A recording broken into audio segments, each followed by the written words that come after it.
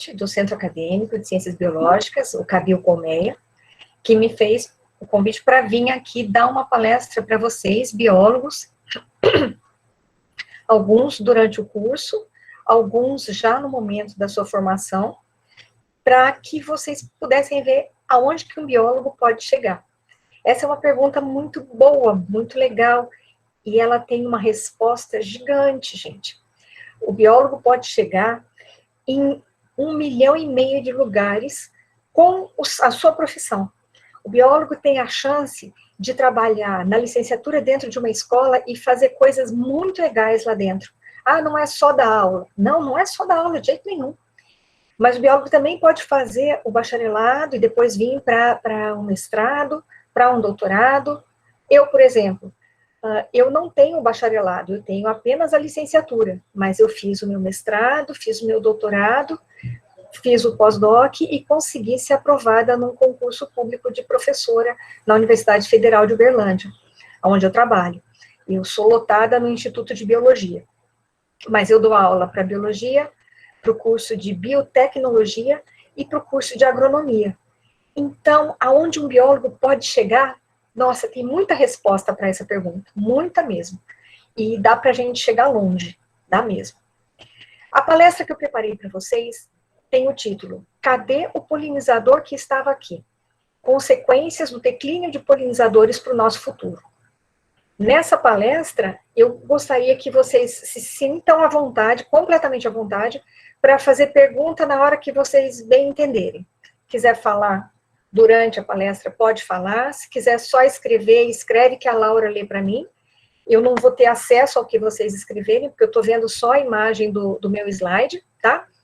Se vocês quiserem também fazer as perguntas no final, tá tudo bem, à vontade. Pensando em cadê o polinizador que estava aqui, qual é a importância de um polinizador? Por exemplo, o que vocês estão vendo agora no segundo slide da palestra?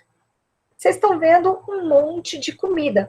Basicamente é tudo planta que está aí. Não tem nenhum animal presente. Só se for uma larvinha lá dentro do pimentão que a gente não está sabendo que ela está escondida lá, né? Mas quando eu mostro para vocês um monte de alimento que nós temos, batata, o trigo, da onde a gente faz o pão, feijão, o cacau, da onde a gente faz o chocolate, pimenta, pimentão, tomate, agrião, todos esses alimentos, gente, qual a importância deles para a nossa vida? Alguém pode dizer, Maura, eu detesto pimenta, detesto pimentão, não como grão de bico, nem abobrinha, nem alface, não gosto de nada disso. Então, metade do que está aí, se sumir, não me faz falta. Pois bem, mas tudo que está aí, e muito mais, é necessário para a nossa vida, não só como alimento, tá? Quando a gente pensa em planta, a gente tem duas imagens que aparecem rápido na nossa cabeça. Uma é o mato que está ali fora. A outra é a comida que eu tenho no meu prato. Afinal de contas, arroz, feijão, chuchu, batata, tudo isso é planta. Mas qual a importância do polinizador para as plantas que estão sendo usadas no meu prato ou para aquelas outras que estão lá fora? É isso que eu quero mostrar para vocês. E eu quero que vocês escutem essa palestra, vejam essa palestra, pensando em como você, biólogo em formação, ou biólogo prestes a se formar e a sair da universidade, pode utilizar essas informações que eu vou passar agora para o seu futuro, tá? E se elas forem bem usadas, não só o seu futuro vai ficar mais legal, mas também tudo ao nosso redor. Porque a gente precisa, como biólogos, passar muita informação de forma formal, dentro de uma escola, dentro de uma universidade, e de forma informal, aonde a gente conta a importância das plantas e dos bichos e das interações entre eles para nossa mãe, para o nosso pai, para o nosso tio, para o nosso irmão menor, para o nosso irmão que faz arquitetura e não entende nada de biologia, mas a gente precisa mostrar para eles o valor da nossa profissão, tá certo? Então, vamos lá. O que vocês estão vendo aqui são plantas, e são todas plantas que a gente usa na nossa alimentação. O que vocês estão vendo aqui agora são animais. O que eu quero mostrar para vocês é que a sua comida, ou ela é uma planta, ou ela come plantas. E sem as plantas, nós não vamos ter nada disso. Nós não vamos ter grama para o boi, nós não vamos ter milho para o porco, nem para a galinha, nós não vamos ter o alimento para o peixe. Então, as plantas são a base da cadeia alimentar. Seja ela a sua preferência como vegetariano, comer só plantas, ou seja, se você tem uma preferência mais generalista, comer plantas e bichos. Mas a planta está na base da cadeia alimentar. Então, a gente não pode, de forma nenhuma, desprezar elas. Além da comida, as plantas vão dar para nós madeira para a gente fazer os móveis, para a gente fazer o madeiramento do nosso telhado, para a gente fazer utensílios, para nós construirmos, através do látex, todos os produtos derivados da borracha, pneus, coisas que a gente usa no dia a dia e às vezes a gente nem se tocava que tinha origem vegetal, né? Como a borracha de apagar caderno, como as luvas que a gente está precisando usar tanto agora por conta do Covid, como uma mamadeira de criança, tá? Mas a gente também tem que lembrar que as plantas, além de nos fornecer alimento, madeira e derivados do látex, as plantas nos oferecem os biocombustíveis, o etanol, e nos fornecem também materiais que nós vamos usar na indústria farmacêutica e cosmética. Porque, afinal de contas, como eram os primeiros medicamentos? O chazinho que a nossa avó e que a nossa mãe fazia pra gente, tá? A mesma coisa acontecia lá num passado distante, até que se perceberam que aquele chazinho, se eu conseguisse concentrar ele na forma de pó e depois colocar dentro de uma cápsula, que também tem origem vegetal, eu poderia dar ele numa concentração mais alta e fazer o meu paciente sarar mais rápido. Tá? Então, planta, gente, não é só a base da nossa cadeia alimentar, ela é a base da nossa vida. Se a gente pensar agora, não numa planta, mas se a gente pensar num rapaz e numa moça, como é que esse rapaz e essa moça podem um dia vir a gerar filhos? Primeiro, eles têm que se conhecer. A partir do momento que os dois se virem, tem que surgir algum interesse por parte dele, ou por parte dela, ou por parte dos dois. Se esse interesse existir, bom, um cupido chegou ali, né? Nesse caso, chegou primeiro no rapaz. Mas ele pode chegar também na moça. Se de fato os dois se interessarem um pelo outro, eles vão ter algum tipo de interação. Eles vão começar a conversar, e se tudo correr muito bem, eles podem vir a formar um casal. Se eles formarem um casal, eles podem se casar e ter filhos. Ou seja, nós temos a geração original, dois solteiros, que vão, num futuro promissor, num futuro em que tudo corra de uma forma legal, eles podem vir a se casar e ter filhos. Isso é o que acontece com pessoas. Os outros animais, como é que faz? É parecido. Agora, e as plantas? Como é que faz uma planta para conhecer outra e a partir dessas duas, elas terem uma F1, elas terem a sua progenie crescendo, a sua progenie surgindo? Falem para mim, será que a rosa do meu jardim pode arrancar suas raizinhas do chão e andando até o jardim da minha vizinha e falar, vamos tomar um café e comer um pão de queijo enquanto a gente proseia? Não pode, né? Não tem condição. A rosa do meu jardim tem as raízes fincadas no meu jardim, ela não vai sair de lá. E as rosas do jardim da minha vizinha também não vão sair do jardim da minha vizinha. Então, como é que, no caso das plantas, elas fazem para unir gameta feminino e masculino?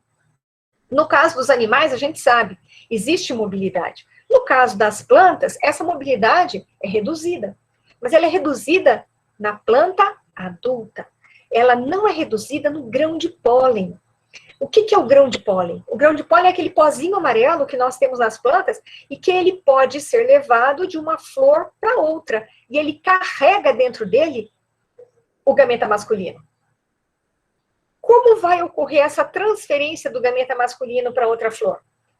Pode ser pelo vento, pode ser pela água, mas a grandíssima maioria das vezes vai ocorrer através de um animal que vai visitar duas flores da mesma espécie. E aí ele acaba levando o pólen da primeira flor para a segunda flor e ocorre a polinização na segunda flor.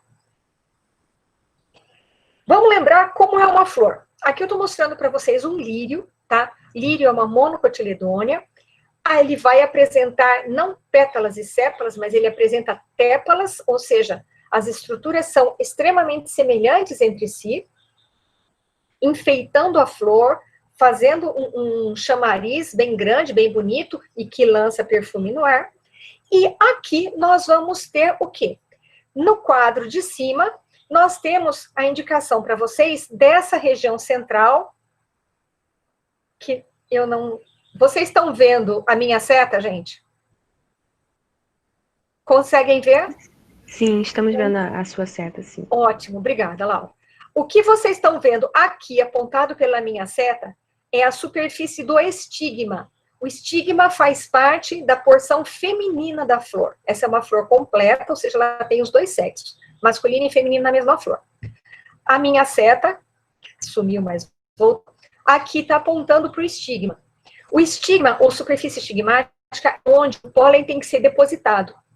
Se ele for depositado aí, ele vai crescer, vai desenvolver um tubo polínico, que você através do estigma, depois do estilete, que é esse tubo muito comprido, que embaixo, escondidinho, ele vai chegar no ovário. O ovário, grande receptáculo com muitos ovos lá dentro. O gameta feminino. A partir desse ponto, pode haver a formação de semente. Para isso, a partir de uma antera, aqui vocês têm a antera, na cor laranja, suspensa no ar por um filé, tá?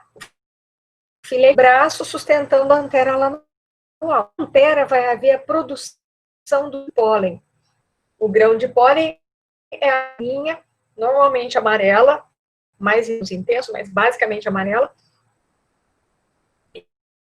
O gameta masculino até o gameta feminino. Mas para ele levar, como é que ele chega lá? Ele dá um salto? Quem dá salto é animal. Planta não dá salto. Planta precisa de uma carona. Certo? Algumas plantas fazem autopolinização espontânea, viu, gente? Mas não é a maioria. O que vai acontecer com a polinização? A polinização, então, é a transferência do grão de superfície do estigma. Isso dentro da que é o que vocês estão vendo aqui, vermelha de baixo, tá? Ela é chamada de autopolinização ou de autogamia. Quando o pólen produzido numa flor chega até o estigma da própria flor. Também existe uma outra situação em que a mesma planta tem muitas flores e uma das flores libera o seu pólen e vai chegar na sua vizinha da mesma flor. Diga uma coisa para mim. Geneticamente, essas duas flores, a que liberou o pólen e a que recebeu o pólen, geneticamente elas são iguais ou são diferentes? Alguém me dá uma resposta. Bom, vamos lá.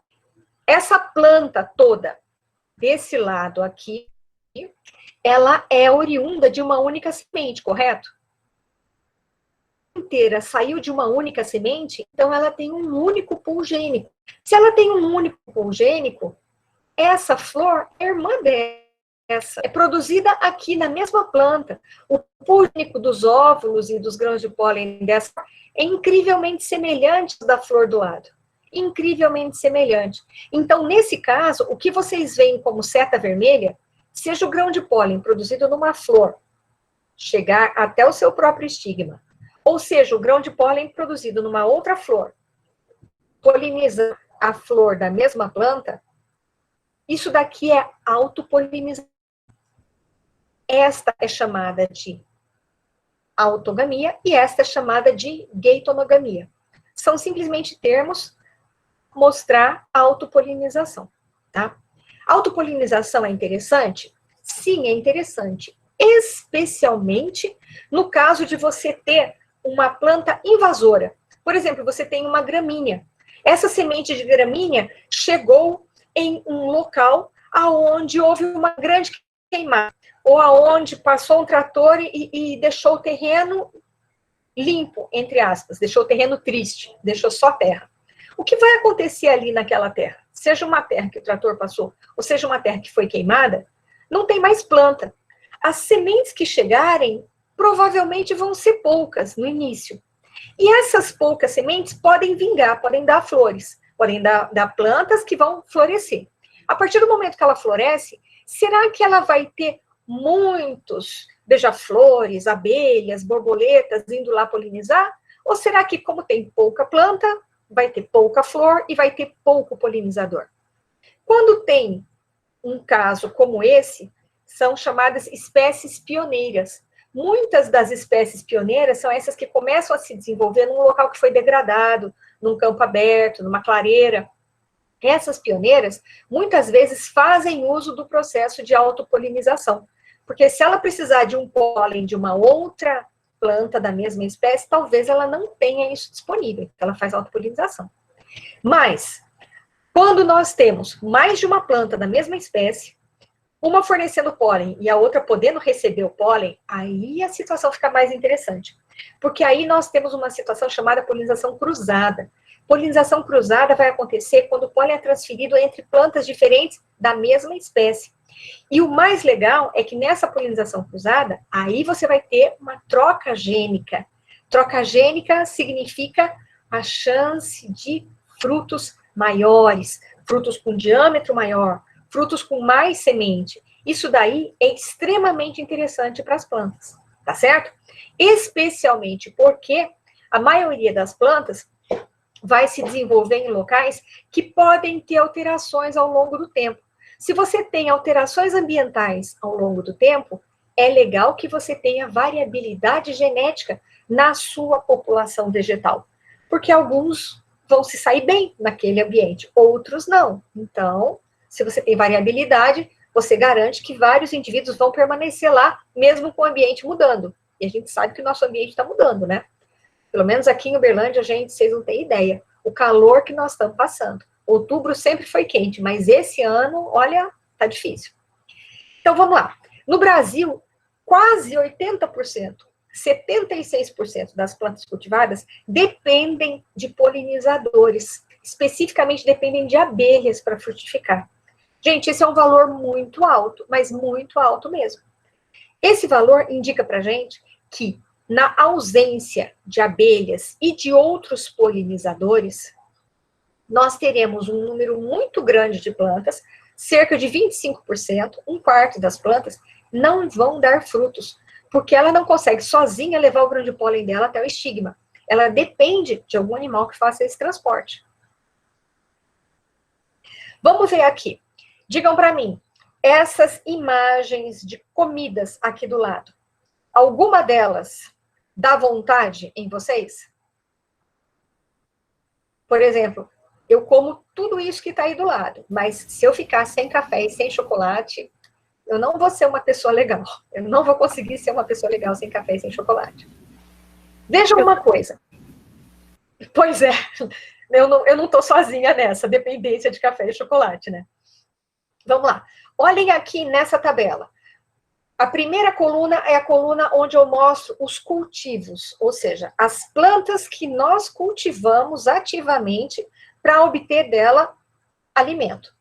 Na segunda coluna, a dependência de polinizadores para a frutificação de cada uma dessas espécies. E na terceira coluna, o valor da produção. Esse valor que está escrito aqui, você multiplica por $1.000 para você ver o quanto cada um desses itens alimentares produziu e rendeu ao país em um único ano, tá certo? Isso daqui são dados recentes, publicados no trabalho de Novaes e colaboradores de 2016. Efeitos de uma possível crise de polinizadores na produção de alimentos no Brasil. Foi publicado na revista PLOS ONE. Essa revista está sendo uma revista de altíssimo nível, revista 1A, revista que está com trabalhos muito legais e muito relevantes. O que esse trabalho mostrou? Esse trabalho mostrou que nós temos muitos alimentos que têm uma dependência total dos polinizadores para a sua frutificação. Alguém pode olhar e falar assim, Maura, mas eu nunca comi urucum, eu nem sei que cor tem isso daí. Bom, vou contar para vocês. Urucum é aquela tintura que os índios usavam para pintar o rosto, mas ele também é uma tintura utilizada a partir das sementes, tá? Para ser misturado no fubá e fazer o coloral.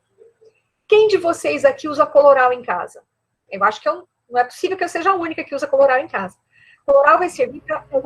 Então, coloral vai servir para baixar triglicérides do sangue. Isso aí é muito bom.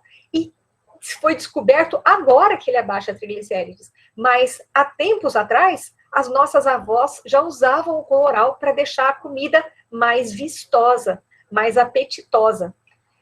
A gente come com os olhos antes de comer com a boca, né, gente? Quando uma comida é muito feia, muito sem gracinha, você olha e fala, não quero não tô com tanta fome assim não. Mas se ela é bonita, a gente tem vontade de comer. Então, o que acontece? O urucum, para fazer o coloral e abaixar triglicérides, precisa de polinizador. Sem polinizador, não temos as sementes. Sem as sementes, não fazemos o coloral. Tá certo? Maçã, abacate, sem os polinizadores, a sua produção de maçã e de abacate vai ser tão pequena que o preço vai erguer. Preço mais alto no mercado significa a dona de casa deixa aquele produto na prateleira e leva um outro que também é bom, só que é mais barato. Ou seja, se você tiver um produto vegetal muito caro, você consegue produzir, mas você não consegue vender no supermercado. Então, é um problema para quem quer comer, mas é também um problema para o produtor rural que está levando aquele produto como o seu sustento. Se ele não vender aquilo, como é que ele paga as contas? Tá certo? Vejam uma coisa. Castanha de caju, dependência muito grande. Coco, café, sem polinizadores, gente, sem aquelas pequenas abelhas que vão no café para fazer a polinização, nós vamos ter o preço do café lá no alto. Mas lá no alto mesmo, tá? Além disso, quem gosta de guaraná, quem gosta de uma goiabada, quem gosta de melão, melão sem polinizador não forma semente. Não formou semente, não forma fruto. Vejam nessas imagens quantas sementes tem num maracujá, num tomate ou num melão. É um punhado, não é? Alguém já contou essas sementes? Gente, fácil, dá mais do que 200. Fácil, num melão pequeno, num tomate pequeno, você tem mais do que 200 sementes. No maracujá, a mesma coisa. Para você ter essa grande quantidade de sementes, você precisou antes ter uma grande quantidade de grão de pólen chegando até o estigma. O que acontece se você tiver uma polinização ruim do melão ou do maracujá? Se você tiver uma polinização ruim, você vai ter uma quantidade de grão de pólen muito pequenininha no estigma. Essa quantidade pequena no estigma vai fazer com que poucos óvulos sejam fecundados e transformados em embriões e formando semente. Você já foi no supermercado e comprou um tomate que tinha 10 sementes? Ou um maracujá que tinha 10 sementes? Ou um melão que também tinha um número muito pequeno de sementes? Ninguém nunca fez isso. E por que nós nunca fizemos isso? Porque frutos que normalmente apresentam uma grande quantidade de sementes, se ele tiver pouco óvulo fecundado, se ele tiver pouca semente formada, ele é abortado pela planta. A planta não deixa ele vingar. A planta não vai gastar recurso energético dela para fazer crescer um melão, ou um tomate, ou um maracujá com 10 sementes dentro. Não vale a pena. É muito esforço para pouco retorno. O que é o retorno para a planta? Ter muitas sementes esparramadas no ambiente, podendo gerar novas plantas. Então, precisa ter bastante grão de pólen chegando até o estigma, e quem faz isso para uma grandíssima quantidade de espécies, 76%, vocês viram agora há pouco, das plantas cultivadas no Brasil dependem de polinizadores, tá certo? Então, vamos para frente. Quem são os polinizadores? Bom, nós temos polinizadores com ossos e sem ossos. Com ossos, polinizadores vertebrados. Então, nós temos morcegos e beija-flores, todo mundo já ouviu falar do morcego como visitante de flor e também como insetívoro, tá? Na nossa região, aqui em Minas Gerais, nós não temos morcegos que chupam sangue, todo mundo pode ficar sossegado, tá certo? Mas todo mundo já viu e já se encantou com a beleza de um beija-flor. Beija-flor não é a única ave que vai na flor para polinizar. Existem outras que também polinizam, mas o beija-flor é o único que é capaz de pairar no ar. Ele fica voando, parado no lugar, no momento que ele toma o néctar. As outras aves pousam e aí tomam o néctar, tá? Além dos morcegos e das aves, especialmente os beija-flores que ficam aqui na região das Américas, nós também temos mamíferos de solo e nós também temos lagartos. Lagartos não são tão comuns. É mais fácil você ver uma polinização por lagarto em ilhas do que no continente. Agora, os polinizadores vertebrados, apesar de fazer um serviço muito legal, muito importante para as plantas, eles são minoria. A grande maioria dos polinizadores são insetos, são invertebrados do grupo dos insetos, tá? Quem são os principais? Besouros, borboletas, mariposas, abelhas, vespas e moscas. Nós temos muitas moscas que são polinizadoras, tá? Inclusive o cacau é polinizado por pequenas moscas e pequenas abelhas, mais até pequenas moscas, tá? Qual é a relevância, então, gente, dos insetos como polinizadores? A quantidade, a variedade de insetos que faz a polinização é incrivelmente alta. É muito alta e cada grupo tem um tipo de especialização. Nós temos abelhas com a língua muito comprida, nós temos abelhas de língua curta, nós temos borboletas e mariposas, todas elas têm uma probóscide, um aparelho bucal muito longo, chama espirotromba, é como se fosse uma língua enrolada na forma de um rocambole, que no momento em que ela voa, você não percebe essa língua. No momento que ela chega perto de uma flor, e aí ela estica a língua, você vê que às vezes a língua é maior do que o comprimento do corpo da borboleta. Então ela consegue tirar o néctar de flores tubulares, que tem um tubo muito profundo, tá certo? Besouros a gente nem sempre dá bola para eles. Às vezes a gente acha que besouro e mosca, fazer polinização, imagina, a mosca só serve para encher o saco da gente quando a gente está comendo, ela vem tentar sentar no nosso copo ou no nosso prato. Não é não, mosca faz polinização e faz coisa importante, tá? Besouros também fazem. E tem uma grande variedade de besouros que vão na flor e nos dão os nossos frutos. Por exemplo, se você gosta de anona, se você gosta de fruta do conde, você gosta dos besouros também, tá? Anona e fruta do conde precisa de polinização por besouro para dar o fruto. Qual é a grande importância dos insetos perante os outros animais? Por que nós temos mais insetos polinizadores do que vertebrados polinizadores?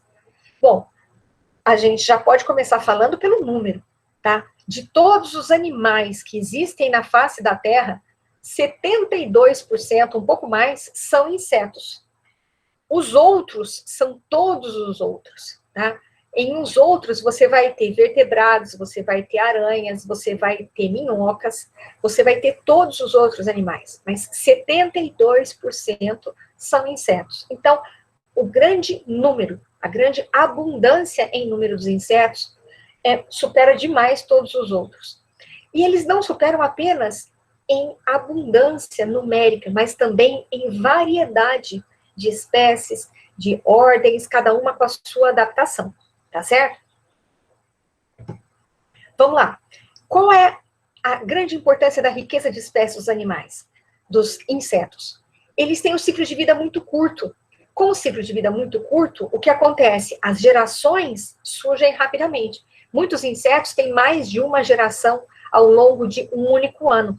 Gente, se você tem muita geração de filhote num prazo curto, você não pode ter um monte de mutação que vai sendo selecionada num prazo curto.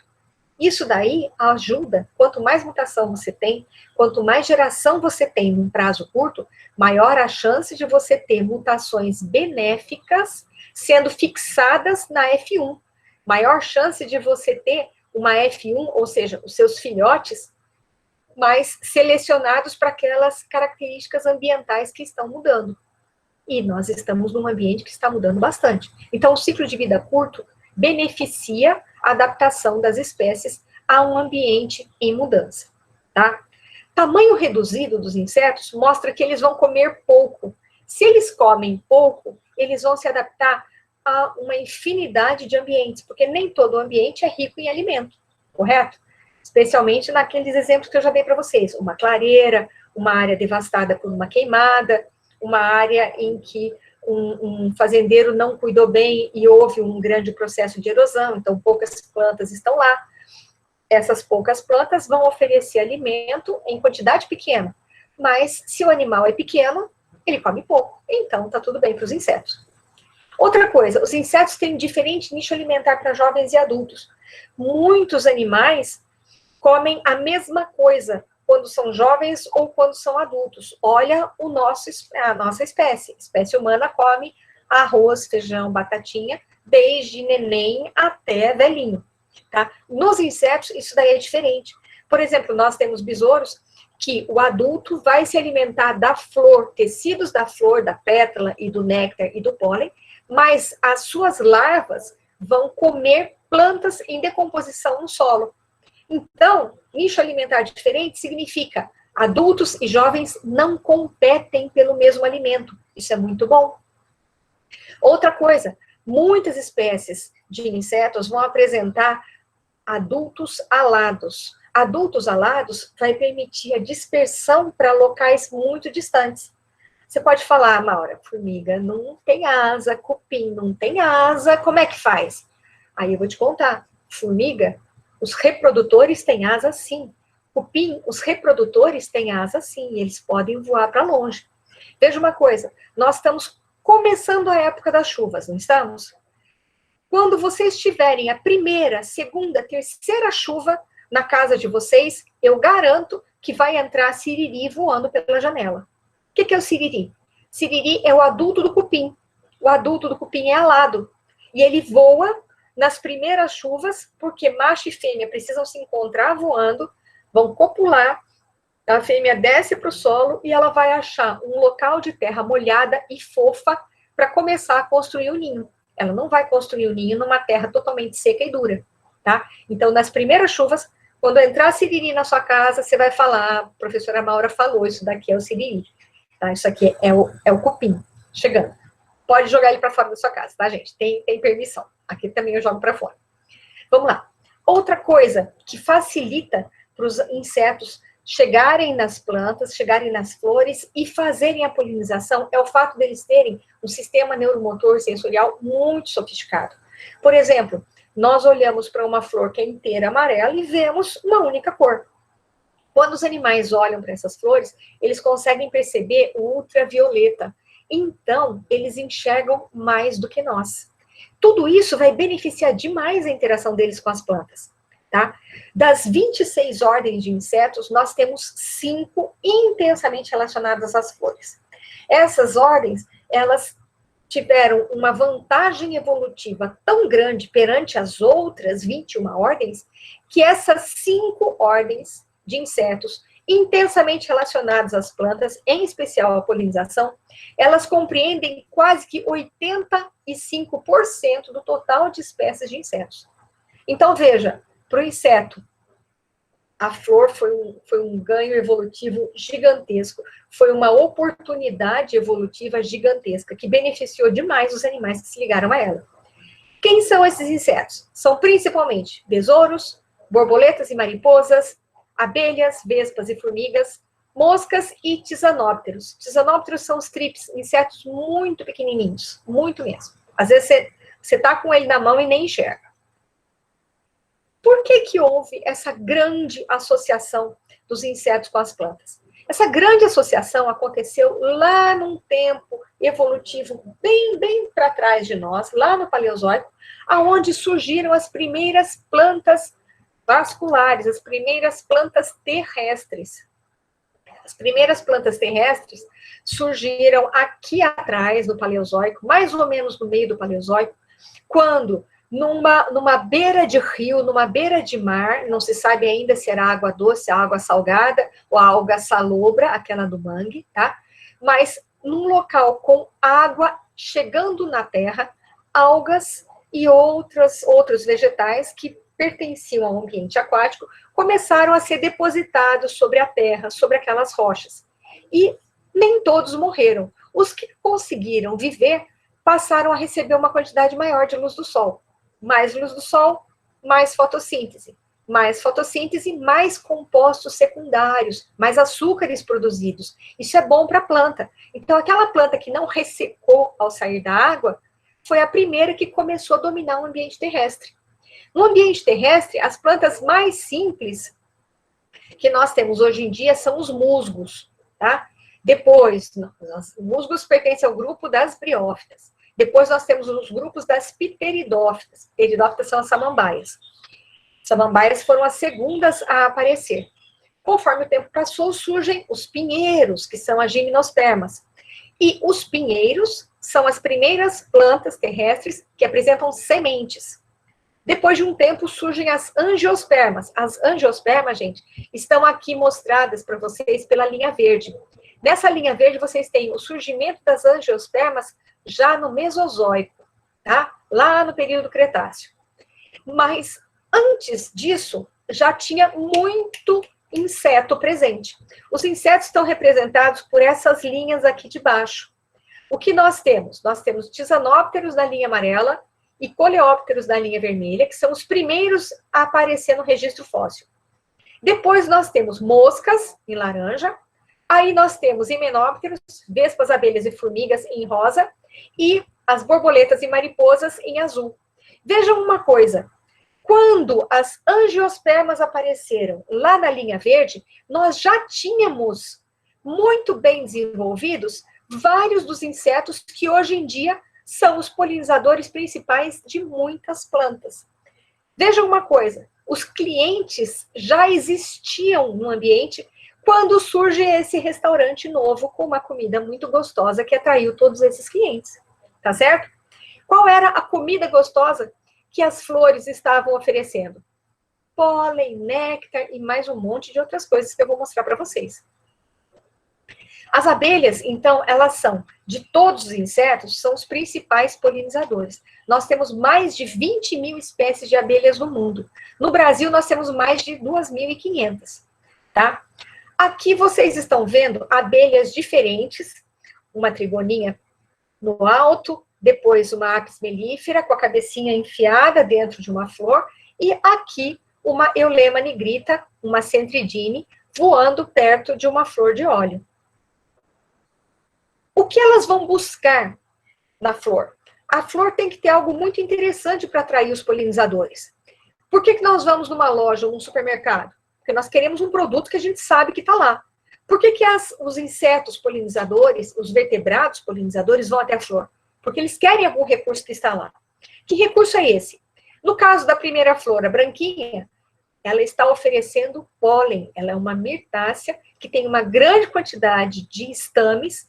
Cada estame vai produzir uma grande quantidade de grãos de pólen. Pólen é fonte de proteína, ele é riquíssimo em proteína. Na flor vermelhinha, em laranja aqui embaixo, nós temos uma flor tubular. Você pode falar, Mauro, eu não estou vendo o tubo, mas eu juro por Deus para vocês que ela tem uma corola gamopétala, as pétalas estão todas unidas, formando como que um prato ali em cima, mas no meio desse prato sai um longo tubo. Nesse longo tubo existe um depósito de néctar. E o néctar é uma grande fonte de água, açúcares e aminoácidos, mas principalmente açúcares, tá? Frutose, sacarose são os principais. Glucose também está lá. E no terceiro exemplo, o que nós temos é uma abelha da tribo Centridine, tá? Indo buscar óleo. Esse óleo está sendo oferecido juntamente com o pólen por essa flor da família Malpighiaceae, do gênero Brissone, tá certo? O óleo é um alimento riquíssimo em energia, mas ele também serve, além de alimento, vai servir como material de construção do ninho, vai servir de isolante para as paredes do ninho, para que o material, o alimento que a abelha vai colocar dentro desse ninho não perca a umidade, não resseque, e não fique com uma qualidade ruim para a sua larva comer, tá? Qual é a diversidade de flores e seus recursos? Bom, ela é muito grande. Aqui eu escolhi 6 exemplos para mostrar para vocês, tá? Nós temos flores generalistas, que podem receber uma grande quantidade e diversidade de animais polinizadores, e nós temos flores especialistas, flores especializadas em um determinado tipo de visitante floral que é capaz de coletar o recurso que está escondido ali. Vejam uma coisa, nessa primeira flor, a flor A, essa flor branca aqui do canto, olhem a grandíssima quantidade de estames. Quanto mais estames, mais anteras. Quanto mais anteras, mais grão de pólen. Se a antera tem deiscência longitudinal parece um estojo de zíper com o zíper aberto. O que acontece? É fácil de retirar o grão de pólen que está ali dentro. Essa primeira flor é uma flor generalista, uma flor de pólen da família Bombacácea, tá? Na segunda flor, o que nós temos? Nós temos uma outra flor de pólen, mas essa, a amarelinha, é uma flor de sena. Flor de sena, família Celsoapinácea, ela vai apresentar uma antera muito longa e que tem um poro aqui na ponta. Antera poricida não dá pólen para todo mundo, tem que ser polinizador especializado. Se não é polinizador especializado, ele vai ali, procura e não consegue retirar um grão de pólen, tá? Na terceira flor, essa cor-de-rosa bem claro, nós temos uma malpighiácea. A malpighiácea apresenta, além do pólen que está sendo oferecido, cadê minha seta? Oferecido aqui pelas anteras, a malpighiácea vai apresentar as glândulas de óleo que eu estou indicando pelas setas, tá? Gente, se alguma vez eu falar da seta e vocês não verem, por favor, me avisem, tá bom? O que acontece? Essas glândulas de óleo vão ser intensamente visitadas pelas principais abelhas polinizadoras. São abelhas da tribo Centridini, Tapinotaspidini e Tetrapedini. São abelhas de grande ou médio porte que são capazes de fazer o movimento de coleta do óleo nessas glândulas. Ao fazer a coleta do óleo, os estames vão ficar pressionados contra o peito da abelha e eles vão liberar muitos grãos de pólen no peito da abelha, que é cheio de pelos. E a abelha não tem o pelo dela como o nosso fio de cabelo. O nosso fio de cabelo é um fio só. A abelha tem o pelo plumoso, ou seja, é um pelo que é cheio de divisões. Nessa divisão é um local perfeito para ficar preso o grão de pólen, tá certo? Quando vocês olharem nessas flores daqui de baixo, o que nós temos? Nós temos, por exemplo, flor de néctar. Essa primeira aqui é uma bignoniácea, flor de jacarandá. Ela é uma flor que tem um néctar escondido lá dentro. Mas como ela fica pendurada para baixo, o que acontece? Esse néctar é um néctar viscoso, grosso, tá certo? E ela tem um tubo longo. A abelha que vai pegar esse néctar tem que ter uma língua muito comprida para chegar até lá. Uma borboleta poderia chegar, porque tem a língua bastante comprida? Sim, poderia. Qualquer animal com língua comprida poderia tirar o néctar dali, tá? Nos dois últimos exemplos, nós temos orquídeas. As orquídeas são flores que normalmente não oferecem pólen para virar alimento de nenhum bicho e também não vão oferecer néctar. O que é esperado de uma orquídea é que ela ofereça um outro tipo de recurso. Que recurso? Perfume, tá? Por que é importante para uma orquídea oferecer perfume para o seu visitante? Porque muitos visitantes florais vão tentar buscar um recurso, mas alguns visitantes florais vão ser mais especiais que outros, e além de buscar o recurso, ele vai conseguir fazer a polinização. Esses daí são os visitantes que são chamados de polinizadores. E muitas abelhas polinizadoras, elas vão buscar o perfume da flor para colocar esse perfume em contato com o seu terceiro par de pernas, e ali vai haver uma mistura química do perfume da flor com o material produzido no corpo da abelha. Essa abelha macho vai conseguir, através dessa mistura, perfume da flor mais perfume dela própria, conseguir o cheiro que vai convencer a abelha fêmea a copular. Então, meninos, guardem uma mensagem para a vida de vocês. Macho fedido não copula, tá certo? Todo mundo tem que caprichar no banho, caprichar no cheirinho. As abelhas já mostram isso pra gente. Agora, nós estamos falando muito de abelha. Será que a primeira importância das abelhas para nós humanos é pela polinização? Gente, nós nem sabíamos que existia grão de pólen e a gente já comia mel de abelha, tá? A abelha é criada por seres humanos desde 2600 a.C., Ou seja, o mel é um alimento muito rico em energia que nós utilizamos há bastante tempo. Então, esse mel, gente, além dele ser utilizado por nós há muito tempo, ele nos dá uma boa renda financeira. Olha só, o mel brasileiro, ele já rendeu mais de 300 milhões de reais ao ano, tá? E isso nós estamos fazendo a conta só com o mel. Nós não estamos considerando própolis, geleia real e cera de abelhas, que também nos dão renda, tá?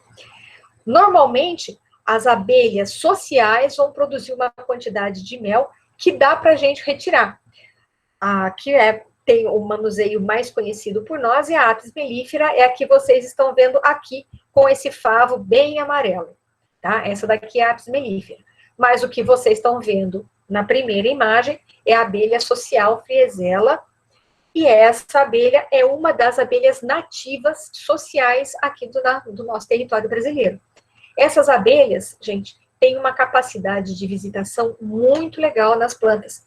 Quando uma das abelhas sociais chega até uma boa florada, uma árvore, um arbusto, ou um campo que tem muitas ervas da mesma espécie, todas com flor, o que ela faz? A abelha social volta para o ninho, faz uma dança onde ela comunica para as irmãs qual é a distância e qual é a direção da florada. E quando ela vai de volta até essa florada, ela vai com muitas outras. E aí a coleta do recurso, seja pólen, seja néctar, seja outra coisa, é muito eficiente. E a planta agradece recebendo a polinização, tá? Como é o ciclo de uma abelha?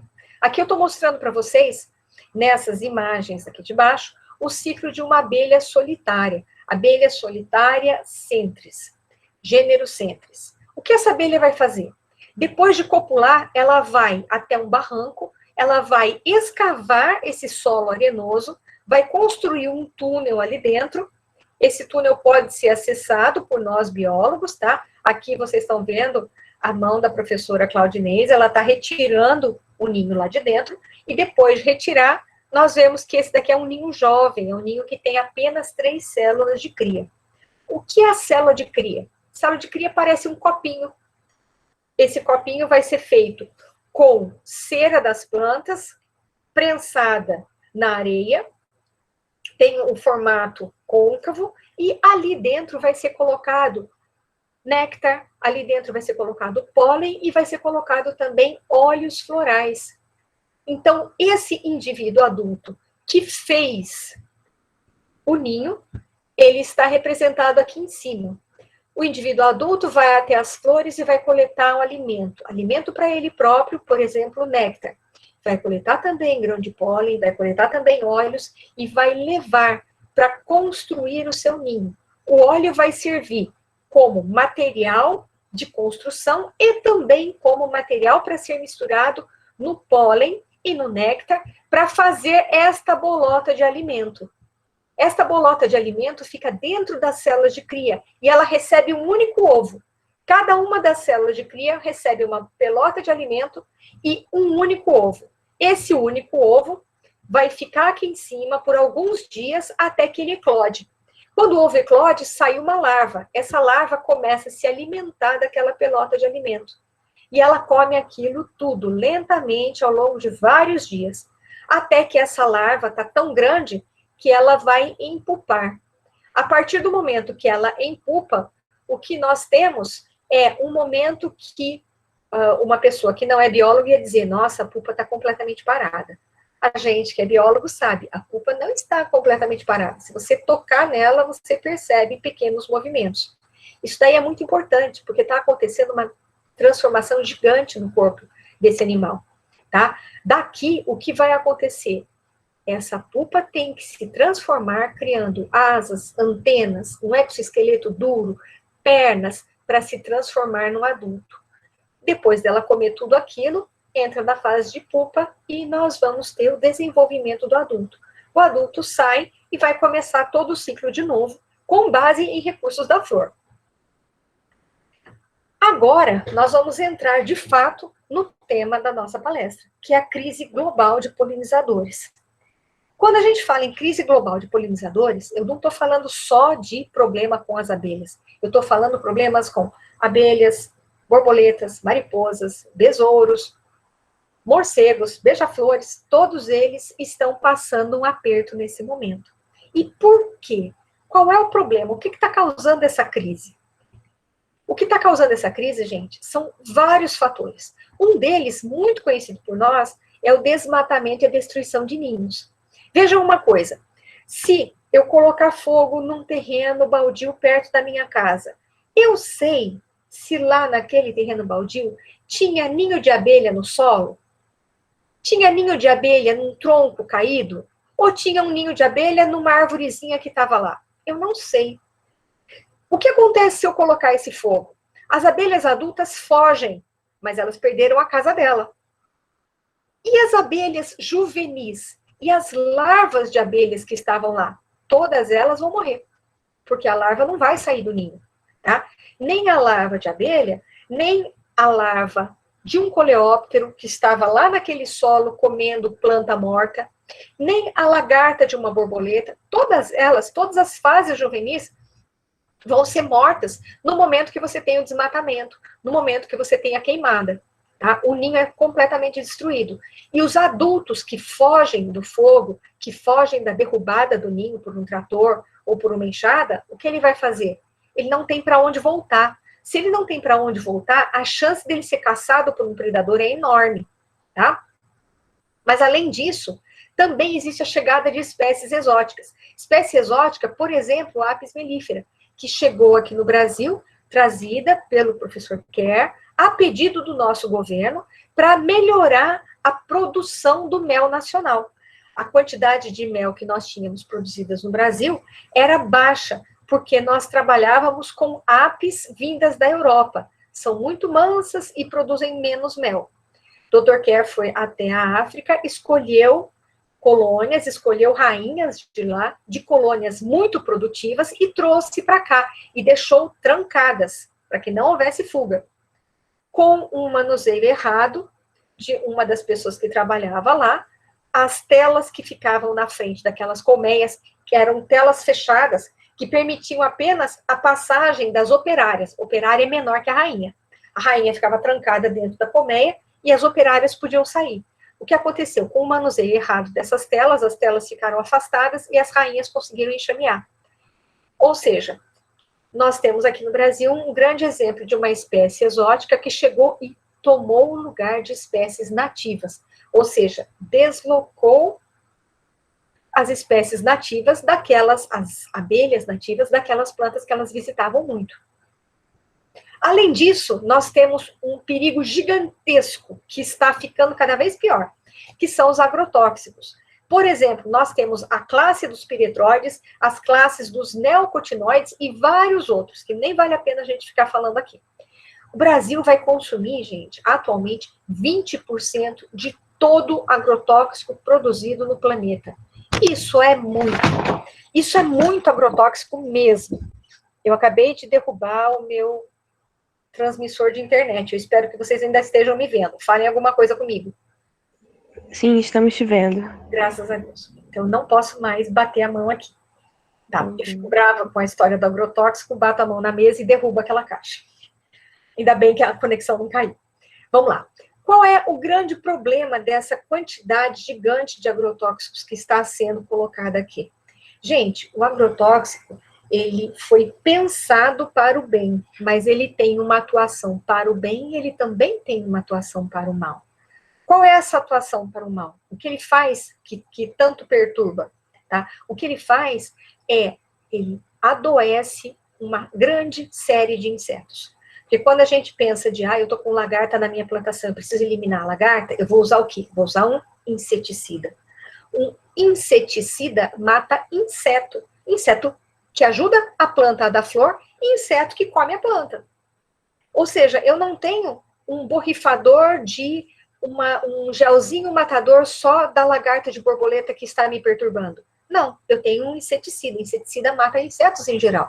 Matando insetos em geral, ele vai perturbar todo o metabolismo de todos os insetos que estiverem ali.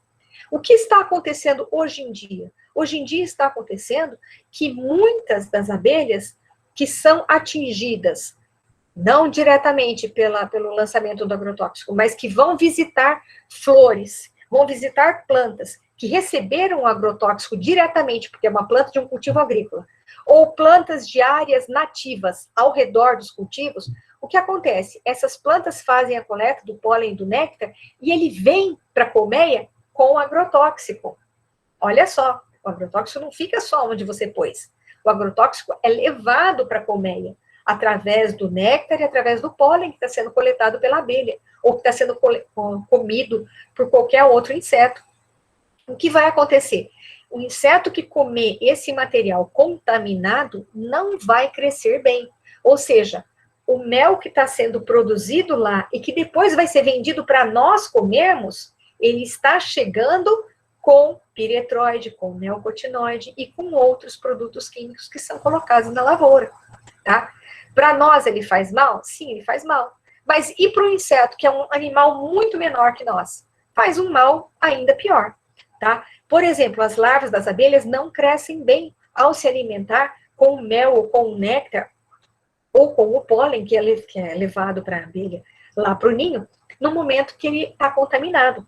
Outra coisa, as abelhas adultas ficam sem orientação espacial. Então, a abelha adulta, ela acabou de sair da sua célula de cria, passou pelas fases de ovo, larva, pupa, virou adulta, saiu da célula de cria, esticou as asas, secou as asas, pronto, a asa está na posição legal, ela pode voar. O que vai acontecer com ela? Ela sai do ninho para fazer o reconhecimento e os primeiros voos são mais curtos. Os outros voos são mais longos. Aí ela vai até uma área que recebeu agrotóxico. Ela é contaminada pelo agrotóxico. Ela faz a colheita do pólen, do néctar, mas ela não consegue voltar para o ninho. Por que ela não consegue voltar para o ninho? Ela perde orientação espacial devido à presença desses compostos químicos tóxicos, nocivos, no organismo dela, tá? Veja uma coisa, se vocês deixarem uma janela aberta e uma luz acesa durante a noite, não vai ter um monte de inseto que vai entrar na casa de vocês por causa daquela luz acesa? Na Universidade Federal de Uberlândia, campus Umuarama, onde fica a minha sala, o que acontece lá é que todo dia cedo, quando eu chego para trabalhar, eu tenho 4, 5, 6 abelhas mortas na porta da minha sala. A minha sala é a última do corredor e dá para uma janela que sempre fica aberta.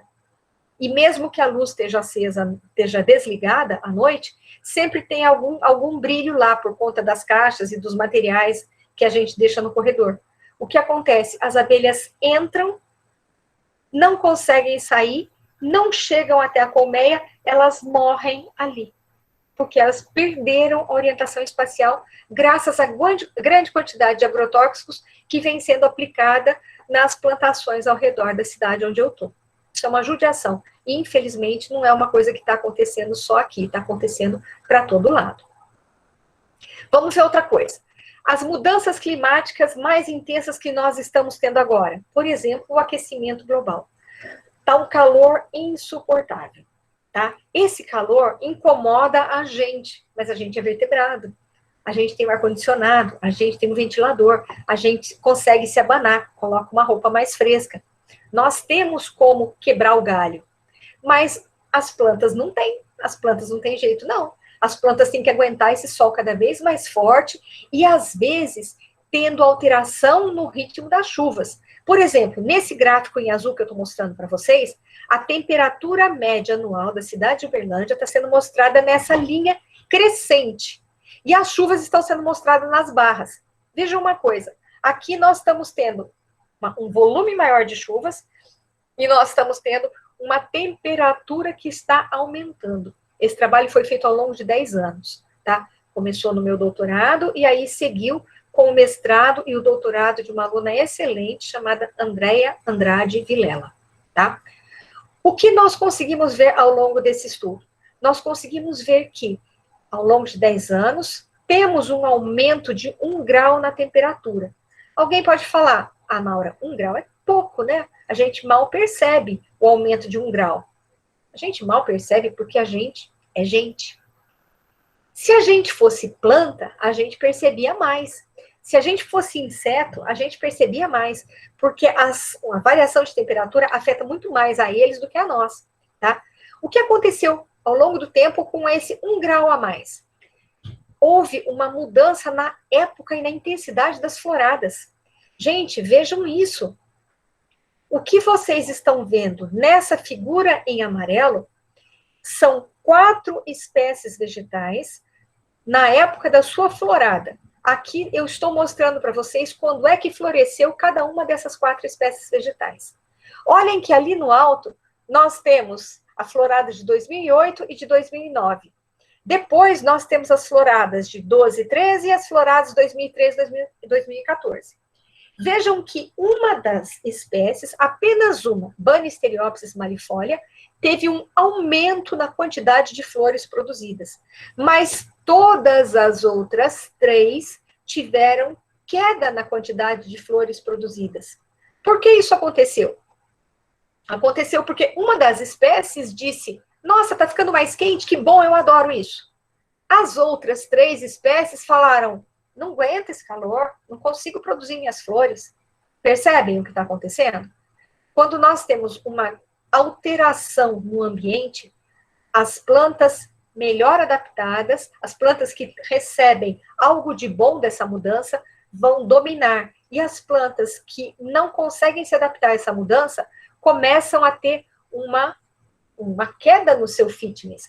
Uma das formas da gente medir o fitness da planta é medir a quantidade de sementes e o vigor dessas sementes, tá? Se eu tenho menos flor, eu vou ter menos semente. Nas 4 espécies analisadas ao longo desses 10 anos, o que nós tivemos foi uma queda na floração de 3 delas. E isso não é o mais grave. O mais grave não é a queda na quantidade de flor produzida.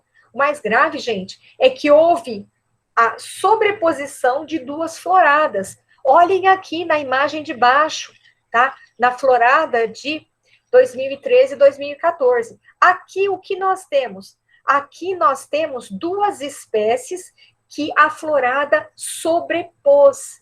Quando a florada sobrepõe, o que acontece?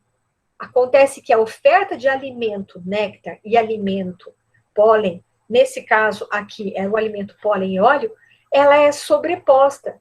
Significa que lá na primeira imagem, eu tinha, ao longo de praticamente o ano inteiro, o pólen e o óleo sendo oferecido para aqueles polinizadores.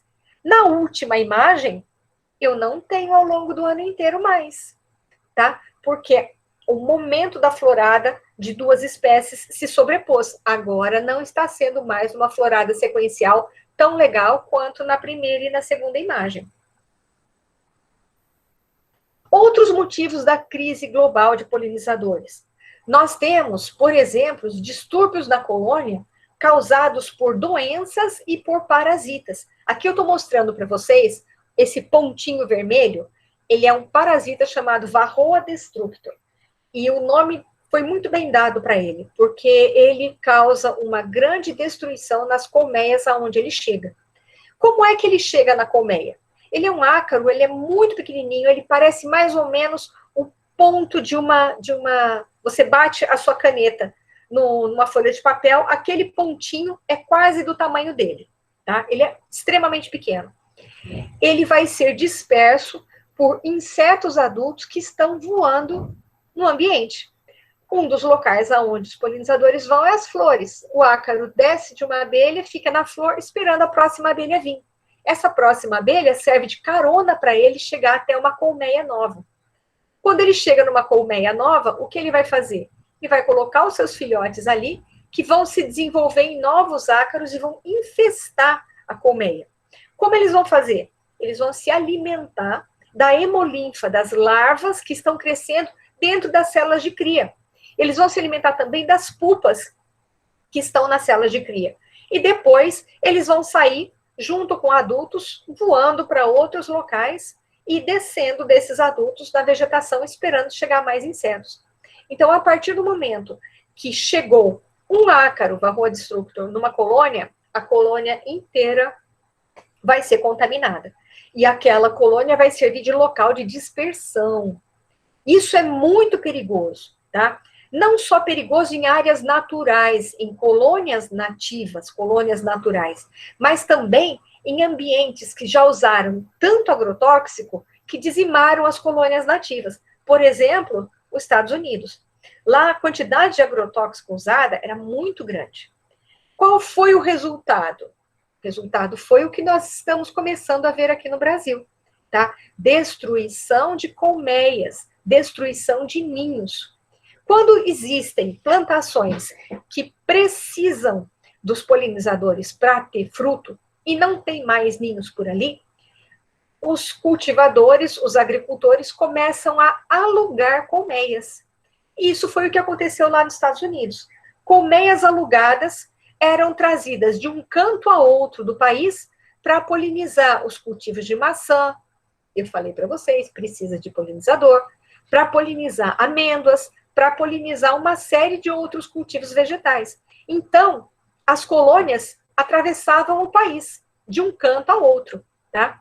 Fazendo isso, imagina a quantidade de doenças e de problemas, por exemplo, o Varroa destructor, que era levado de um canto a outro, e aí, sim, houve uma contaminação geral muito rápida, graças a esse transporte dos polinizadores, tá certo? Um outro problema que pode acontecer, as abelhas e outros insetos podem ter parasitas. O que vocês estão vendo aqui nessa imagem é uma foto muito, estava lá no momento exato, em que a larva de uma abelha parasita está eclodindo do seu ovo, o ovo é esse branco aqui, tá? A larva está saindo dele, e ela eclode antes, ela é abelha parasita, ela vai fazer o quê? A primeira coisa é, ela vai comer essa cápsula, esse ovo da abelha dona do ninho.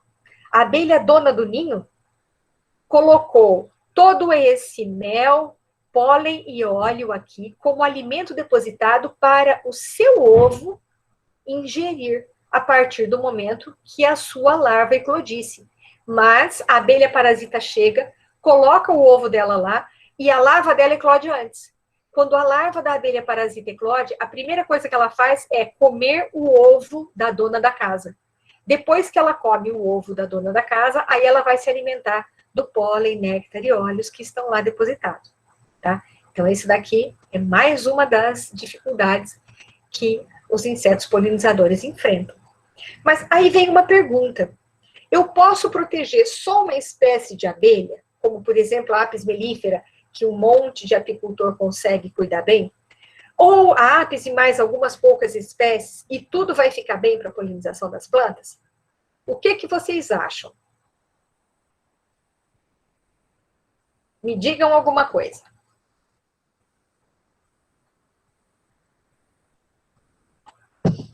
Gente, acho que não, né? Porque cada abelha também tem uma planta diferente que ela poliniza, né? Então, se você cuidar só de uma abelha, proteger só uma abelha, vai ficar outras plantas que não vão conseguir ser polinizadas. Excelente resposta.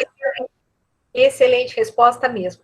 O que vai acontecer, gente, é que quando nós temos um processo de polinização, nós temos um ajuste tipo chave e fechadura. Precisa haver um ajuste da morfologia da flor com a morfologia do polinizador. Se não houver esse ajuste, o animal vai lá e ele visita. Ele se alimenta do néctar, se alimenta do pólen, mas ele não leva até o estigma da outra flor. Esse ajuste vai acontecer de forma distinta entre as espécies. Por exemplo, nessa imagem, vocês estão vendo uma flor do maracujá sendo polinizada por uma xilócopa suspecta. O que a xilócopa está fazendo aí? A xilócopa, gente, é a mamangava, aquelas abelhas bem grandes, tá? E ninguém precisa ter medo de abelha, viu, gente? Se você levar uma ferroada, é provavelmente porque você não viu e você pôs a mão em cima da abelha. Se você não colocar a mão em cima dela, ela pousa em você e vai embora. Ela não quer nada com você, tá? Todo esse tempo que eu tenho de graduação, mestrado, doutorado, pós-doutorado e idas para o campo, eu levei uma ferroada e foi de formiga, que eu estava tentando colocar dentro do pote. Ela ficou com o abdômen para fora e eu empurrei com o dedo. Aí ela me ferrou. Mas todas as abelhas que eu peguei, jamais eu levei uma ferroada. Então, ninguém precisa ter medo, tá certo?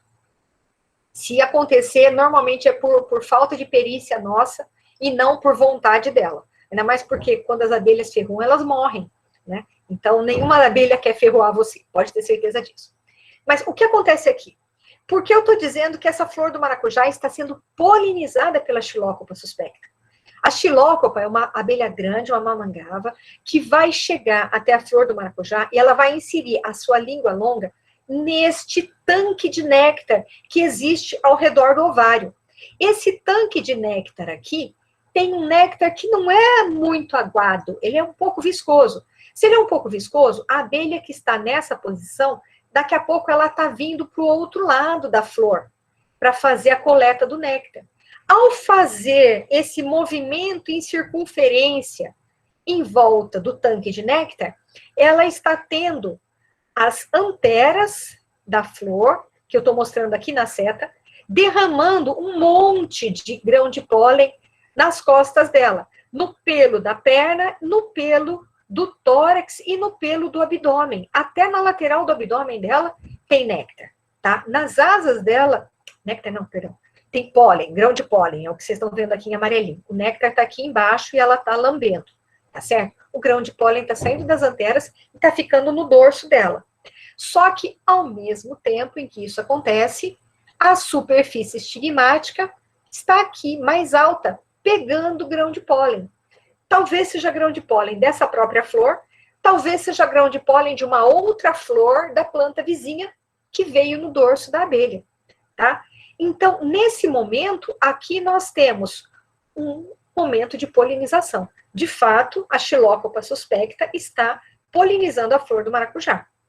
Mas aqui, uma abelha, como por exemplo a Apis mellifera ou uma trigoninha, seria capaz de fazer a polinização? O que vocês acham?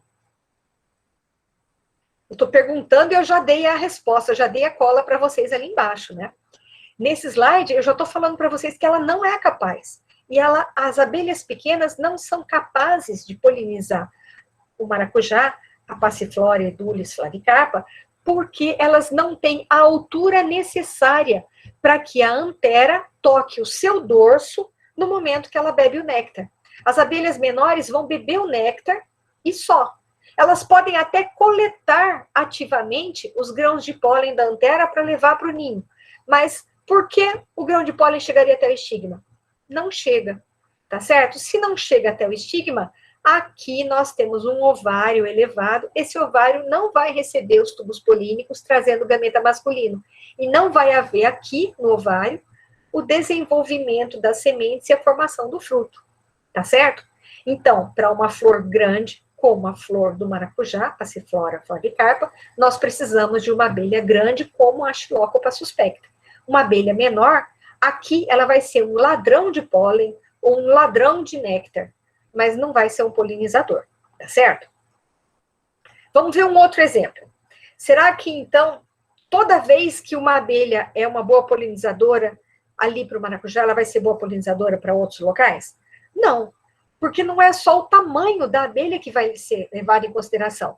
Vai ser levado em consideração também o comportamento da abelha e vai ser levado em consideração a morfologia floral. Vejam aqui, nessas imagens eu estou mostrando para vocês as flores de uma apocinácea. Ela tem uma corola gamopétala, ou seja, as pétalas estão fundidas, ela é bem chamativa, mas ela tem um tubo.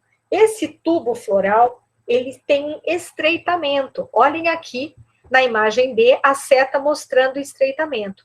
É a partir desse estreitamento que nós temos as anteras com os grãos de pólen e que nós temos também o depósito de néctar. O depósito de néctar fica nessa região. Essa região aqui só pode ser atingida por abelhas que vão entrar na corola gamopétala e que tem uma língua bastante longa para vir tomar esse néctar. Porque a partir do momento que o tubo se estreita, só a língua da abelha entra. A cabeça inteira não entra, tá certo? O que nós temos, então, é a Eulema nigrita, aqui embaixo, essa mamangava, que está sendo mostrada para vocês, um corpo bastante robusto, bastante grande, e uma língua bastante longa, quase do tamanho do corpo dela. O que acontece? Essa língua bastante longa é a única porção da abelha que vai entrar no tubo estreito formado pela corola, gamopétala, aonde tem o depósito de néctar, tá certo?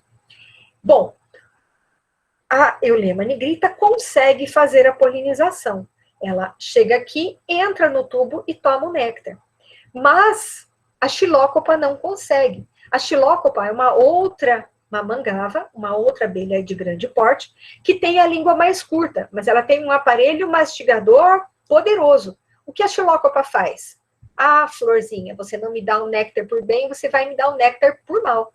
A xilócopa vem do lado de fora da flor, corta um buraco na base das pétalas e bebe o néctar direto do nectário, sem fazer o caminho certo. Ou seja, nesse caso, eu tenho uma mamangava que é um polinizador espetacular, e eu tenho outra mamangava que é um ladrão de néctar, não poliniza, tá? Mas ela faz um buraco e ela retira o néctar de forma ilegítima, é um ladrão. Como que a gente pode ajudar, então, esse grande problema do declínio dos polinizadores? Nós temos que eliminar alguns dos problemas. Por exemplo, vamos diminuir o uso de pesticidas nas lavouras. Nós podemos usar controle biológico, nós podemos usar inimigos naturais que vão caçar as lagartas. Bom, às vezes, não deixa nem o ovo nascer. Olha o que acontece. Aqui em cima, nós temos uma vespa caçando afídeos. Afídeos são sugadores muito eficazes que secam folhas de planta, tá? Aqui a vespa está caçando um afídeo. Aqui embaixo nós temos uma vespa menorzinha, um microhimenóptero, que coloca muitos ovos sobre uma lagarta. Essa lagarta comeu tanto que mesmo com os ovos lá, ela consegue empupar. Mas dessa pupa vai nascer uma borboleta? Não, senhor, não vai não. Dessa pupa aqui vai haver uma inserção de sucos digestivos de todas essas lagartinhas que vão nascer desses ovos. Esses ovos, as lagartas vão se alimentar da pupa e vão produzir uma grande quantidade de novas vespas. Essa lagarta de borboleta aqui morreu, tá certo? Não tem como ela sobreviver com essa quantidade de ovinhos sobre ela. Nesse outro exemplo, nós temos um hemíptero caçador. Hemíptero, ele é muito eficaz para controle biológico. Aqui ele está caçando uma lagarta. A lagarta estava fazendo um belo estrago aqui na folha, vocês podem ver. E no último exemplo, nós temos um díptero, uma mosquinha, colocando o seu ovipositor dentro do ovo de uma outra lagarta, e quem vai nascer aqui não é o embrião da lagarta. Quem vai nascer aqui vai ser o ovinho da mosca. A sua larvinha vai chegar aqui e vai se alimentar de todo o tecido nutritivo que tem dentro do ovo da lagarta. Então, o controle biológico é eficaz, ele pode ajudar muito, e existem biofábricas onde biólogos estão trabalhando como donos e como empregados nessas biofábricas, produzindo joaninhas, que são besouros que atacam demais uma série, são predadores fabulosos. Joaninhas são predadores na fase larval e na fase adulta também, viu, gente? A gente acha ela bonita, mas ela é bonita e ela é valiosa, porque ela é um predador extremamente eficaz. Essas biofábricas podem produzir as vespas, as microvespas ou microhimenópteros, e também besouros e moscas que vão fazer esse ataque aos insetos pragas de lavoura. Então, a partir do momento que essas biofábricas estão produzindo esses predadores podem ser adquiridos pelos agricultores e vão soltar nos cultivos. Aí pronto, você tem uma defesa biológica muito eficiente ali. Outra forma de ajudar.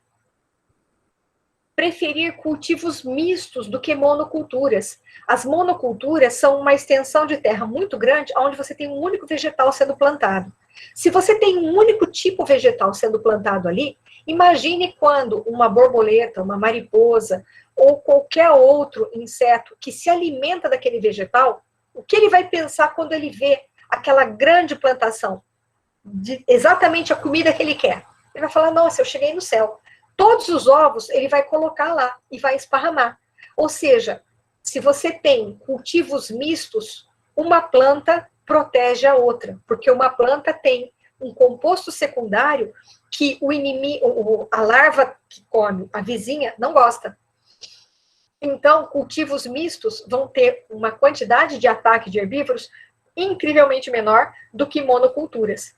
Vejam uma coisa, nessa imagem que vocês estão vendo, essa monocultura está agora sendo pulverizada com agrotóxicos, ou seja, inseticidas para matar lagartas ou outros insetos que estão ali se desenvolvendo, se alimentando daquelas plantas.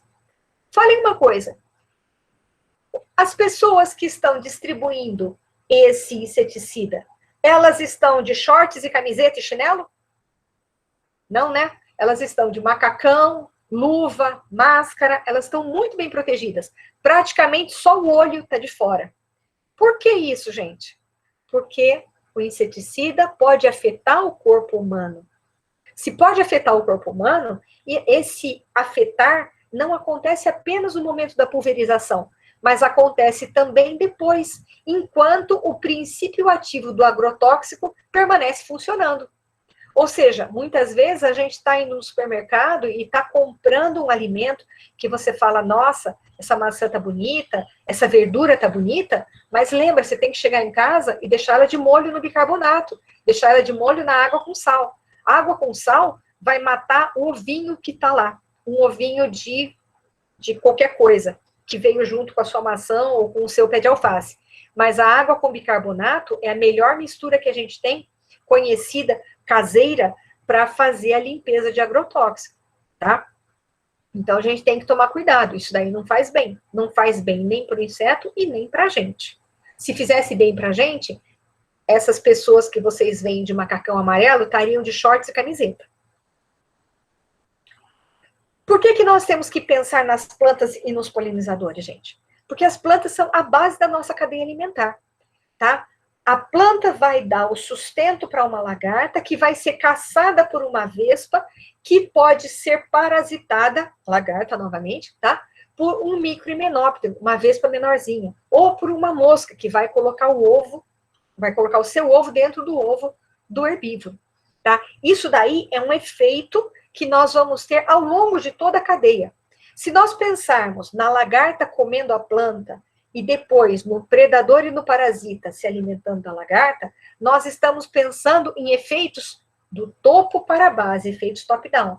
Mas se nós pensarmos que a planta pode sofrer muito com os danos devido à herbivoria e que depois ela vai ter uma menor produtividade, nós estamos pensando nos efeitos da base para o topo. Tá? Então, aqui, efeitos da base para o topo, o quanto que a minha planta pode dar de nutrição para a lagarta e o quanto a lagarta pode dar de nutrição para a vespa. E depois os efeitos topo-base. Efeito topo-base, o quanto de alimento que a vespa vai conseguir da lagarta e o quanto de alimento que a lagarta vai conseguir da planta. Tá? Nós temos que considerar que tudo é uma cadeia trófica, uma cadeia alimentar. E vamos lembrar que nós também estamos nessa cadeia alimentar, né? A gente está lá na parte mais alta. Outras formas que a gente tem para ajudar os polinizadores. Preservando as áreas onde os ninhos podem ser construídos, tá? Preservando as áreas de alimentação. Ninho e alimentação vai estar um colado no outro, um próximo do outro. E é importante que eles estejam mesmo, tá? O que vai acontecer é que quanto mais próximo eu tiver a área do ninho da área de alimentação, menor é o caminho que o adulto vai ter que percorrer para buscar comida para o seu filhote. Então, aqui eu estou mostrando para vocês, na imagem mais do alto, borboletas que estão indo tomar o néctar em flores tubulares, depois um jardim, e aqui embaixo, 3 ninhos. Esses ninhos de abelhas são ninhos que estão sendo construídos, o primeiro no solo, num barranco, tá? O segundo em vegetação, e o terceiro aqui, de novo, em uma planta morta, tá? Um tronco caído, nós temos um ninho lá dentro. Qual é o benefício desses ninhos estarem perto das plantações? Quanto mais próximo da plantação, menor é o caminho que a abelha tem que fazer, que a borboleta tem que fazer até o seu ninho e a sua fonte de alimento. Gente, É claro que a gente vai preferir o supermercado que está mais perto de casa, ao invés de ir para o supermercado que está lá do outro lado da cidade, não é verdade? A gente economiza tempo, a gente economiza gasolina. Então, perto das plantações, é importante que você tenha áreas ruderais, áreas naturais, onde você deixa o mato crescer. Quando o mato cresce, você vai ter um monte de flor de espécie diferente, cada uma sendo apresentada para os polinizadores em uma época do ano diferente. Isso significa que, se a tua plantação vai oferecer flores em janeiro e em julho, e os outros meses do ano, as abelhas vão comer o quê? Fora de janeiro e de julho, tá certo? As abelhas vão precisar continuar comendo no restante do ano. Então, deixa plantas lá, deixa uma vegetação natural perto das suas áreas de cultivo. Isso é bom. Deixa também um pouco de solo e de barranco reservado para essas plantas crescerem e para esses animais poderem fazer ninhos. Outra coisa, existem algumas espécies de abelhas e também alguns besouros que se desenvolvem muito bem em troncos mortos. As larvas dos besouros vão comendo o tronco morto, vão auxiliando no processo de decomposição, mas elas também vai ser um local de criação desses besouros polinizadores no tronco morto. Algumas abelhas vão fazer o seu ninho preferencialmente na madeira, então deixa um pouco de madeira ali para elas. Isso é importante para os ninhos.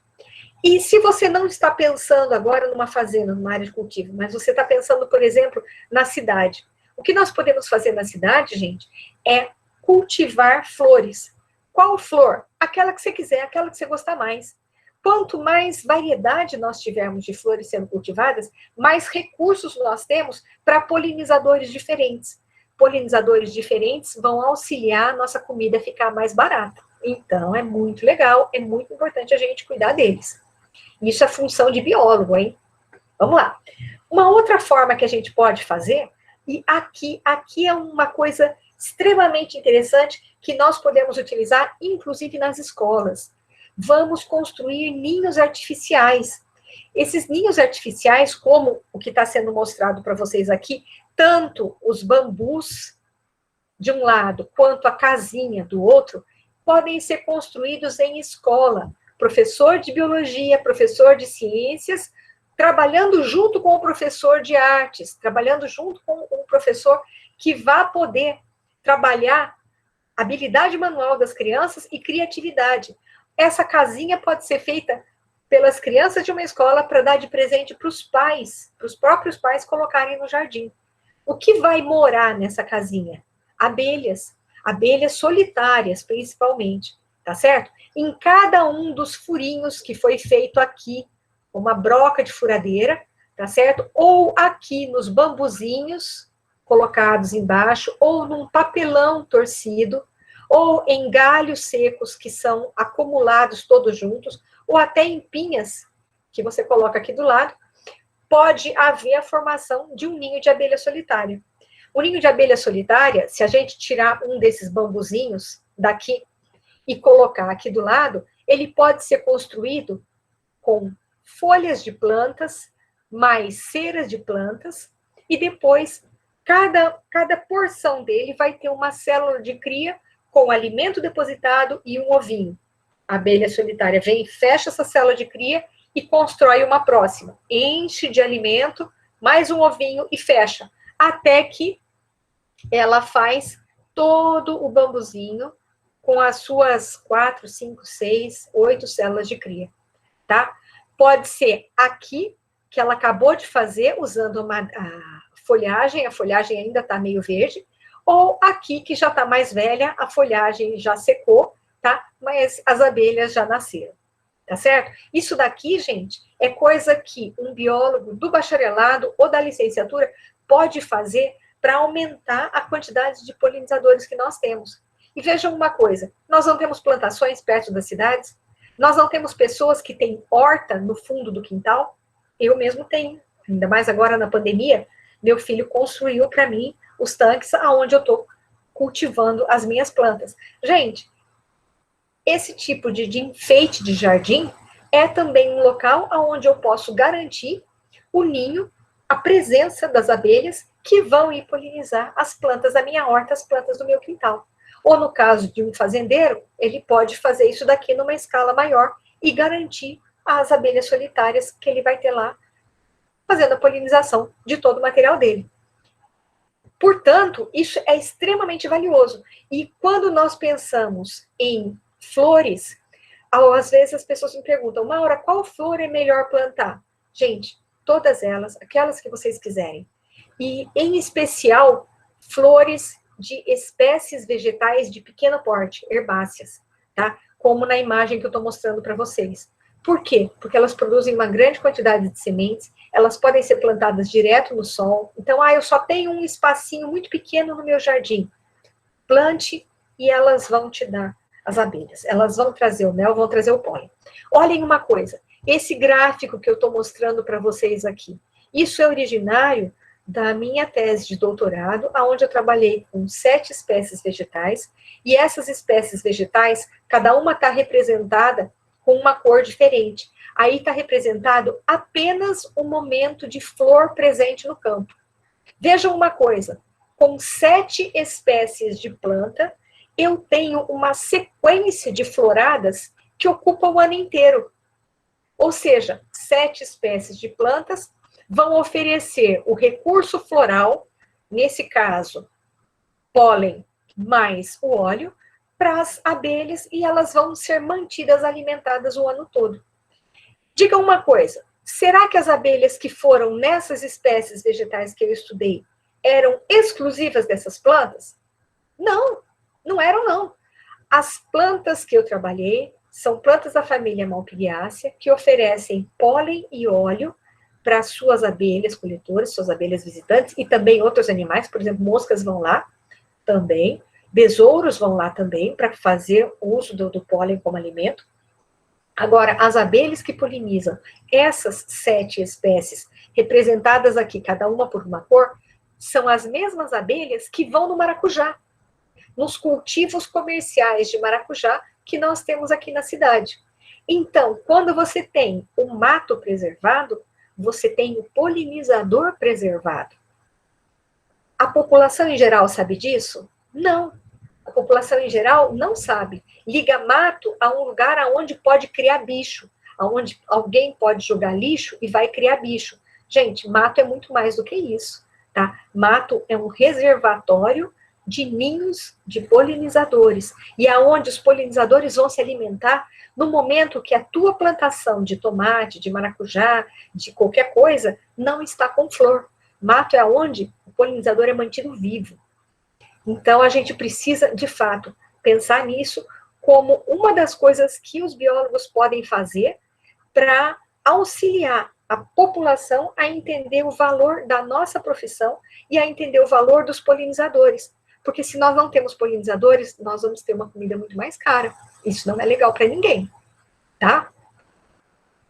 Então, eu gostaria de finalizar essa apresentação com esses vídeos, essas imagens, mostrando as coletas de pólen e de néctar feitas pelas abelhas em flores muito chamativas que a gente tem no mato e que a gente tem também nos nossos jardins. Aqui, se você nunca viu uma abelha cheia de pólen, fique olhando que ela vai aparecer de novo.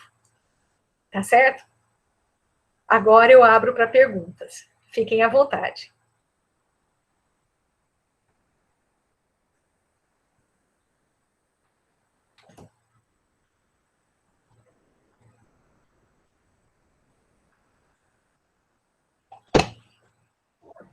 Gente, alguma pergunta? Já coloquei o formulário de presença no chat. E é isso aí. Alguém, se quiser abrir o microfone, se quiser eu leio no chat, se alguém não tiver com problema no microfone.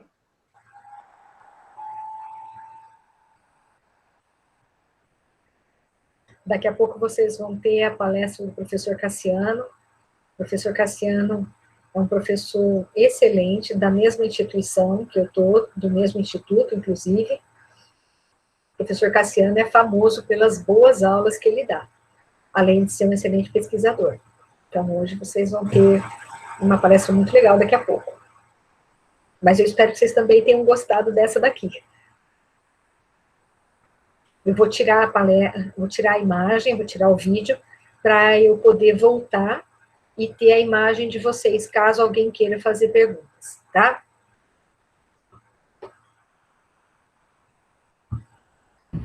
Tem uma pergunta no chat aí. Eu tô chegando nele.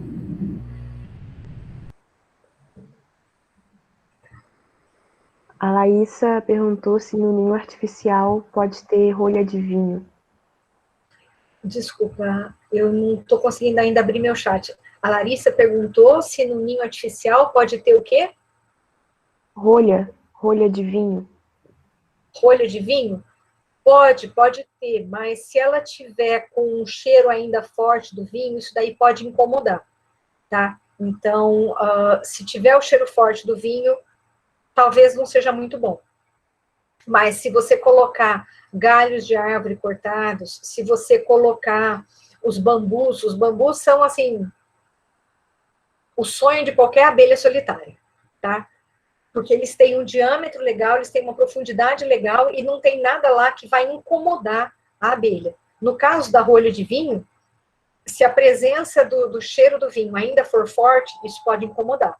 Então, às vezes, ela vai evitar.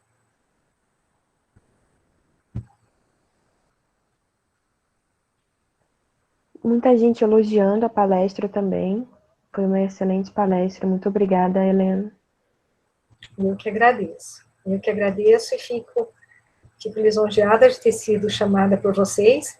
E gostaria de contar, já contei para a Laura, né, mas contar agora para todos, existe uma ex-aluna daí, da faculdade de vocês, do campus de Rio Paranaíba, que está fazendo doutorado comigo agora. É a Larissa. A Larissa fez a graduação com vocês e veio fazer o mestrado comigo e agora está fazendo doutorado. Então, para vocês que estão aí em Rio Paranaíba, gente, não importa se o aluno vem de uma universidade de campus, de capital, de local com muito movimento, ou se vem de uma cidade do interior. Quem faz o curso é o aluno.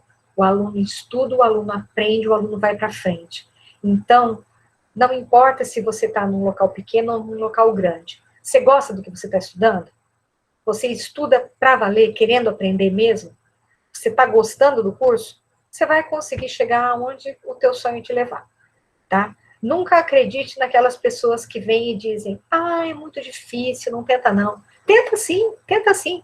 O máximo que vai acontecer é você não conseguir seguir por um caminho, aí você segue pelo outro. Mas você só vai chegar no caminho que as tuas pernas te levarem. Então, corre atrás do seu sonho e que você tenha um ótimo futuro. Que essa semana cheia de palestras seja uma coisa muito legal para vocês verem todos os caminhos que um biólogo pode seguir.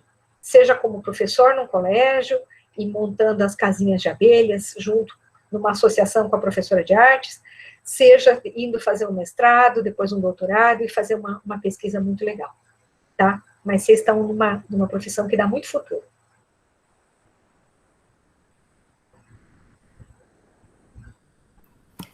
Muito obrigada mesmo pelas palavras, ainda mais nesse momento, né, que a gente está com tantas incertezas nas nossas questões ambientais, sem contar nas outras questões, mas foi muito bom.